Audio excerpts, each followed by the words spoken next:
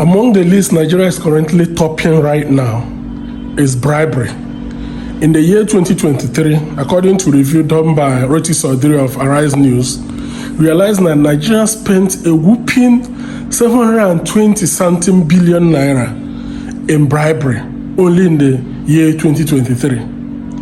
All right, to round off, report from the Bureau of Statistics. And, I think Rufai should like this one because Rufai talks about corruption a lot. Corruption in Nigeria, patterns and trends. You heard Adefemi talking about the former power minister, quote-unquote, collapsing outside his 33 billion naira trial, being arraigned by the EFCC.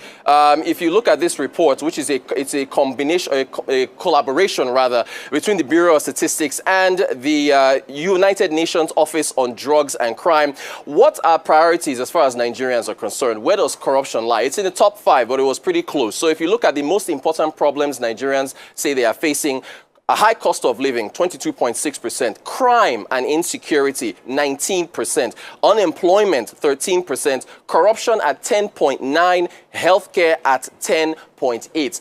How much did Nigerians pay, in particular in bribes, is what this report was looking at, as well as a slew of other metrics as far as marking corruption and bribery in Nigeria.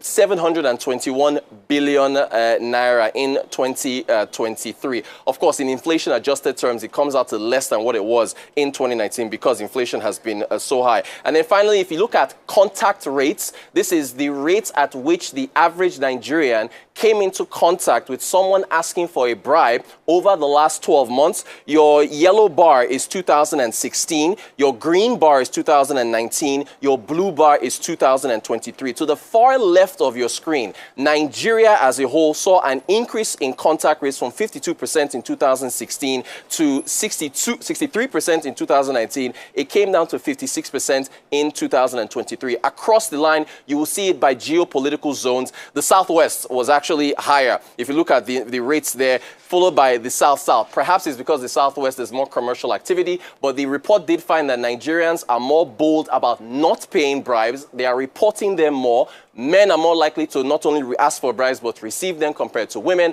And funny enough, more highly educated people are more likely to engage in paying out bribes in order to fast-track a number of processes that they need done. So it's a very good report. I encourage everyone to read it. That's our update for today.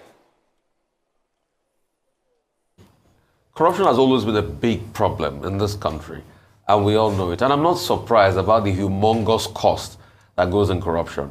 And Rotus, in fact, I'll even shock you by saying it may be higher than that cost. Then the question is, how can we stop the culture of that corruption that is pervasive in our country as we speak today? And I'm not surprised. 721 billion, I'm sure is way higher, And for the man that was fainting, why is it that, I'll ask you, why is that is when they catch them for corruption or they have case in court, they used to faint? Why? They should take their health seriously. I hope it's better. It's the pressure. Okay. The pressure was getting worse, as the language of the street would say. But talking about corruption, because obviously, Reuters, that's a big topic. But under that report by the National Bureau of Statistics, they actually said, and this is worrying because it ties into unemployment and other factors. We talk about incompetence in some public sector organizations, that 60% have been found to be employed as a result of either nepotism or bribery. It means that 6 out of 10 people who are employed into public sector organizations, six out of them, either they know somebody, that's 27% of them by using bribery, whilst 13% by nepotism, while combination of both bribery and nepotism is 19%.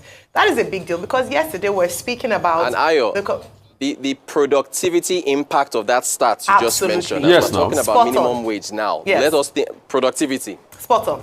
Okay, very quickly. Yesterday was Anti-Corruption Day, which was declared by the African Union in July 2003. And there were, marches, demonstrations in commemoration of that day in different parts of Nigeria. Makurdi, Abuja, Ilorin, Benin, Port Harcourt, So it's good that you have brought this subject to draw attention again to the need, for Nigeria to worry about corruption, which has taken so much from our revenue in terms of mismanagement.